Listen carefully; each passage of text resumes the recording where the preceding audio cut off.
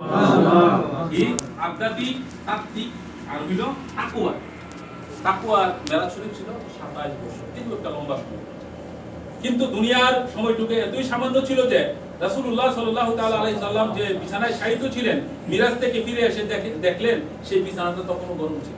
সুবহানাল্লাহ। দরজায় কোরআন, যে দরজাটা বন্ধ করে দিয়েছে দরজাটা নড়তেছে। কিন্তু হাকিকাতান সময় অতিবাহিত হয়েছিল দীর্ঘ 27 বছর। দুনিয়ার হিসাব তখনও সরকার সাল্লাল্লাহু আলাইহি সাল্লামের ওযুর পানি গড়াচ্ছিল। উনি করে গেছেন, ওযুর পানিটা গড়াইতেছিল। বলুন সুবহানাল্লাহ। আর একটু গভীরে প্রবেশ করলে দেখতে পাবো যে লাইলাম শব্দ দ্বারা দুনিয়ার হিসাবকে বন্ধের আদেশ প্রদান করা হয়েছে। একটু গভীরে আমরা তাত্ত্বিকভাবে আমি তিনটা অর্থ প্রকাশ করেছি, কি আধ্যাত্মিক, তাত্ত্বিক, তাকওয়া। এই তিনটা শব্দের মেয়াদ হলো 27 বছর। এখন আমরা একটু গভীরে যাই, তাত্ত্বিকভাবে আমরা যাই, সেখানে কি আমরা দেখতে পাবো লাইলাম শব্দ দ্বারা দুনিয়ার হিসাবকে বন্ধের প্রদান করেছেন। যেমন আপনি সমস্ত মাখলুকাতের মালিক কে? আল্লাহ। আল্লাহ তার হাবিবকে মেরাজে দিবেন, সেখানে চন্দ্র, সূর্য, গ্রহ, তারা, নক্ষত্র যা কিছু আছে, আল্লাহ যদি বলে কোন শব্দটা প্রয়োগ করে বলে তোমরা বন্ধ হয়ে যাও, এই এটাকে আর বলতে পারবে? আল্লাহ এদের উপরে কোন শব্দটা বন্ধ, কোন শব্দ জারি করে দিয়েছে তোমরা বন্ধ হয়ে যাও, সবকিছু রাসূল পাক সাল্লাল্লাহু আলাইহি ওয়াসাল্লামের 27 বছর অতিবাহিত হয়েছে, আর কোন শব্দের মাধ্যমে সকল কিছু বন্ধ হয়ে গেছে। যখন তিনি ফিরে আসলেন আবার কোন চালু করে দিলেন, আবার চালু হয়ে গেছে। তাহলে সময় দিল একটা ঘড়ির কাঁটা, ঘড়ির কাঁটা 10টা বাজে যদি বন্ধ করে দেন, কাঁটাটা বন্ধ হয়ে যায়। আবার 1 বছর পরে যদি 10টার থেকে চালু করে দেন, তাহলে কি সেখান থেকে চলবে না? চলবে কিনা? তাহলে আল্লাহর সেই ক্ষমতা আছে কিনা? আছে। আল্লাহর যদি ক্ষমতা থাকে, আল্লাহ সুবহানাহু ওয়া তাআলা আত্মিকভাবে আমরা জানতে পারি, আল্লাহ সুবহানাহু ওয়া তাআলা সমস্ত কিছু বন্ধ করে দিয়েছিলেন মানে রাসূল পাক সাল্লাল্লাহু তাআলা আলাইহি ওয়াসাল্লামের মহব্বতে। বলুন সুবহানাল্লাহ। আয়াতের পরবর্তী অংশে দেখা যায় মিনাল মসজিদিল হারাম ইলাল মসজিদিল আকসা।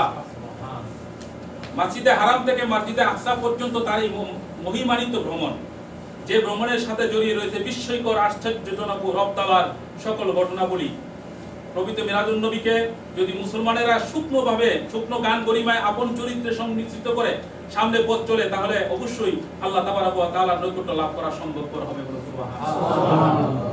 মনে রাখতে হবে যে মসজিদে হারাম থেকে মসজিদে আকসা ভ্রমণ পর্যন্ত ভ্রমণ প্রকৃত কোরআনুল কারীম দ্বারা প্রমাণিত রয়েছে, তাও রাসূলুল্লাহ সাল্লাল্লাহু আলাইহি ওয়াসাল্লামের সশরীরে। বলুন সুবহানাল্লাহ। কারণ কোরআনের মধ্যে বসে এটা তার পবিত্র বার্তার নাম শুনে গেছে। আল্লাহ বলতেছে সুবহানাল্লাহি আসরা বি আবদি লাইলা মিনাল মসজিদিল হারাম ইলাল মসজিদিল আকসা। আল্লাহ বলতেছে আমার নবী হারাম থেকে আকসা পর্যন্ত গেছে। এখন এটা কোরআন, এটা কি অস্বীকার করা যাবে? কোরআন অস্বীকার করলে কি হয়? কাফের। কোরআনকে অস্বীকার করলে কি হয়? কাফের। যেখানে হারাম থেকে মসজিদে আকসা যাইতে গেলে ওই সময়ের জন্য 1 মাসের উপরে সময় লাগতো। কতদিনের সময় লাগতো? 1 মাসের উপরে সময় লাগতো। এখানে কোরআনের মধ্যে, কোরআন এবং হাদিসের দৃষ্টিকোণ থেকে আমরা জানি রাসূলের পরী সাল্লাল্লাহু আলাইহি ওয়াসাল্লাম মেরাজ থেকে আয়েশা দেখতে কোরআনটা নড়তেছে, বিছানাটা গরম রয়ে গেছে। তাহলে তো 1 মাস সময় থেকে গেছে না। তাহলে এখানে যদি আল্লাহ পুত্র তো স্থাপন না করতো, তাহলে তো এই কথাটা কোরআনে আসতো না। কি বলেন? তাহলে আল্লাহ যে পুত্র স্থাপন করেছেন সেটা হক কিনা?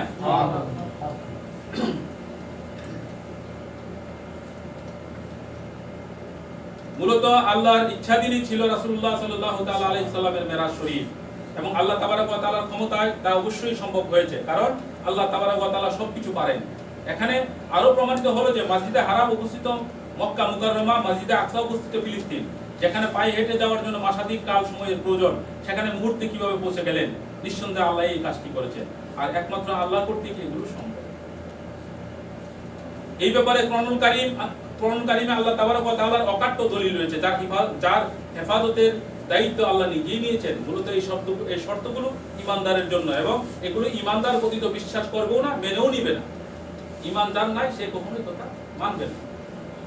কারো মতে মসজিদে হারাম থেকে মসজিদে আকসা পর্যন্ত হচ্ছে আসরা, আর মসজিদে আকসা থেকে সপ্ত আকাশ আরশির আজিম, সেই উর্দু জগতের ভ্রমণ হলো মিরাজ। সুবহানাল্লাহ। বারাকনা হাওলা, এরপরে শব্দটা কি আছে? বারাকনা। আপনাদের অসুবিধা হচ্ছে না তো? না, শুনতে রাজি আছেন? কষ্ট হইলে এটা যেহেতু ইম্পর্টেন্ট, আমি শেষ করে দিব, এটা আয়াতটা শেষ হোক। বারাকনা হাওলা, তারা চারদিকের বরকতের কথাই বলা হয়েছে। বরকত, বারাকনা শব্দের অর্থ আমাদের জন্য বরকত, বারাক শব্দের অর্থ বরকত। তাহলে আমাদের চারদিকের পারপার্শ্বিকতার বরকতের কথা বলা হয়েছে। বারাকনা হাওলাহু, চারদিকের বরকতের কথা বলা হয়েছে। তখন মিরাজে যাওয়ার পথ চতুর্দিকে বরকতময় ছিল। রাসূল করিম সাল্লাল্লাহু আলাইহি ওয়াসাল্লামকে যখন মিরাজে নিলেন, সারা বিশ্বের চতুর্দিকে যা দেখা যাচ্ছে সবগুলোই বরকতময় করে দিয়েছিলেন। সুবহানাল্লাহ। এই হাওলা দ্বারা সমগ্র সিরিয়া বোঝানো হয়েছে। এই ব্যাপারে রাসূলুল্লাহ সাল্লাল্লাহু আলাইহি সাল্লাম ইরশাদ করেছেন, আল্লাহ তাবারক ওয়া তাআলা আরশ থেকে ফুরাত নদী পর্যন্ত বরকতময় ভূপৃষ্ঠকে বিশেষ পবিত্রতা দান করেছিলেন। সুবহানাল্লাহ। কিতাবের নাম তাফসিরে রুহুল মানি। উনি লিখছেন যে এই যা ছিল সকল কিছুকে বরকতময় আল্লাহ সুবহানাহু ওয়া তাআলা করে দিয়েছিলেন। রাসূলের প্রেমে, রাসূলের মহব্বত করেছিলেন। সুবহানাল্লাহ। লি নূরিহি মিন আয়াতিনা, এরপরটা কি? লি নূরিহি মিন আয়াতিনা, যাতে আমি তাকে পুত্রদের কিছু নিদর্শন দেখাইয়ে দেই। অর্থাৎ আল্লাহ বলতেছে তাকে আমি আমার হাবিবকে আমি আমার কিছু পুত্রদের নিদর্শন, আল্লাহ যে কুদরত কি সেটা দেখাইবে, এই জন্য আল্লাহ দেখাই দিয়েছে। সাইয়েদনা মুসা আলাইহিস সালাম আল্লাহকে দেখার আগ্রহ প্রকাশ করলেন। কি করলেন? সাইয়েদনা মুসা বললেন, হে আল্লাহ, আমি আপনাকে দেখতে চাই। আমি তো আপনার সাথে কথাবার্তা বলি, তুই পাহাড়ে গিয়ে আমি কথা বলি, আপনার সাথে কথা বলি, আপনাকে তো আল্লাহ আমি দেখি না, আমি আপনাকে দেখতে চাই। আল্লাহ বললেন, না, তুমি আমাকে দেখবে না, এটা কুরআন। কথা এই আলোচনাটা কোথায়? কুরআন। আল্লাহ বলেন, তুমি তো আমাকে দেখবে না। সাইয়েদনা মুসা বলে, ইয়া রাব্বুল আলামিন, আমার তো সব জায়গায় আপনাকে দেখার জন্য, আমি আপনাকে দেখতে চাই। অনেক বলার পরে আল্লাহ সুবহানাহু ওয়া তাআলা বলেন, ঠিক আছে, তুমি পাহাড়ের দিকে তাকাও। পাহাড়ের দিকে তাকাইলেন, তাকানোর পরে আল্লাহ নূরের সামান্যতম তাজাল্লি পাহাড়ের মধ্যে দিলেন, সামান্যতম তাজাল্লি দেওয়ার পরে পাহাড়টা ধইলা থারথার হয়ে গেল, মুসাফির হয়ে মাটিতে পড়ে গেল। জ্ঞান ফিরার পর বলেন, ইয়া আল্লাহ রাব্বুল আলামিন, আপনি যে আমার মালিক, আমি স্বীকৃতি প্রদান করলাম, আপনি আমাকে ক্ষমা করুন। সুবহানাল্লাহ। যেই নবী মুসা নবী, এলেমের বিদ্যা, মুসা নবী ছিল অনেক বড় আলেম, অনেক কিতাব পড়ার খুব শখ ছিল।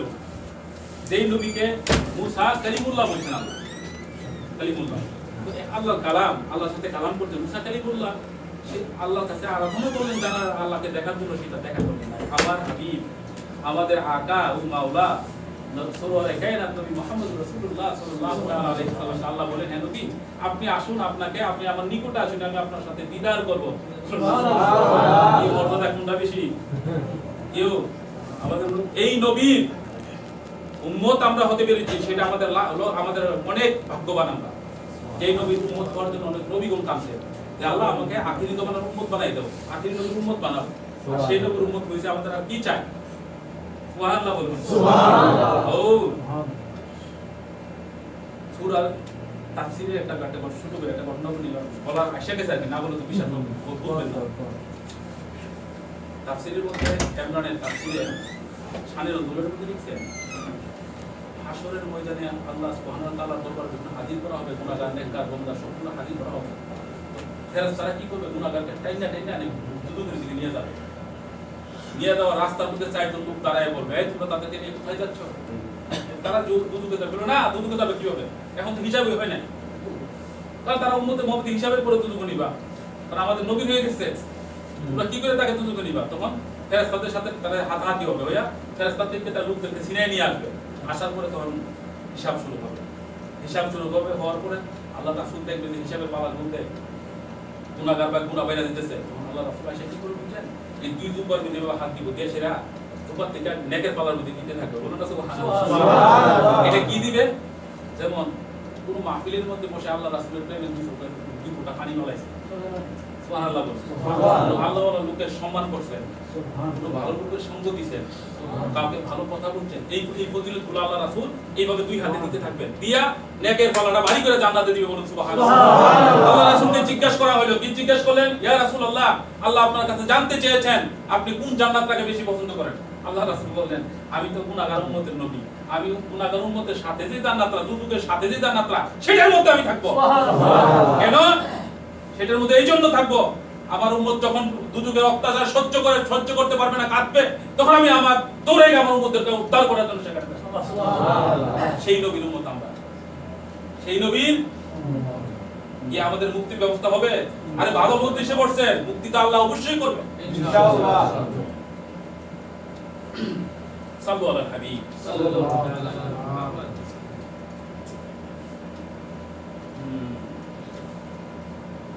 তোর মধ্যে সপ্তাকাশ নবীদের সাথে সাক্ষাৎ, বাইতুল মুকাদ্দাসের সনরা পাথর বুরাক, রফরফ, সিদরাতুল মুনতাহা, জান্নাত, জাহান্নাম ও আলমে বরদক সকল কিছু দেখিয়ে দিলেন। বলুন সুবহানাল্লাহ।